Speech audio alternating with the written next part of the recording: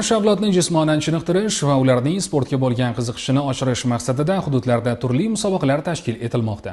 Xususan, Jarqo'rg'on tumanida taekvondo WTA bo'yicha an'anaviy Surxondaryo Open turniri bo'lib o'tdi. Unda viloyatning shahar va tumanlaridan saralab olingan yosh o'g'il-qizlar ishtirok etishdi.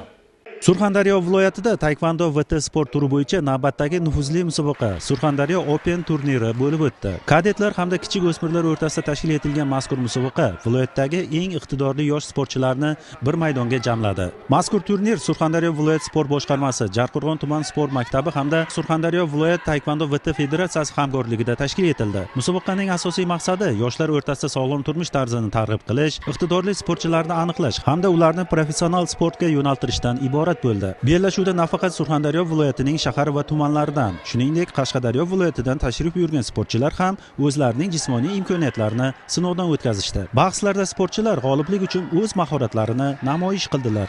Bellashuvning final uchrashuvlari qiziqarli va shiddatli bahslarga boy tarzda o'tdi. Unda eng kuchlilar g'alaba qozondilar. Natijalarga ko'ra umumjamoa hisobida birinchi o'rinni Jarqo'rg'on tumani sportchilari qo'lga kiritgan bo'lsalar, ikkinchi o'rin Qumqo'rg'on tumani vakillariga nasib etdi. Termiz shahri jamoasi 3-o'ringa loyiq deb topildi. Musobaqa yakunida g'olib va sovrindor sportchilar tashkilotchilarning diplom, medal hamda esdalik sovg'alari bilan taqdirlandilar. Umuman olganda mazkur bellashuv yosh sportchilar uchun nufuzli musobaqalar oldidan o'ziga xos tajriba maktabi bo'lib xizmat qildi.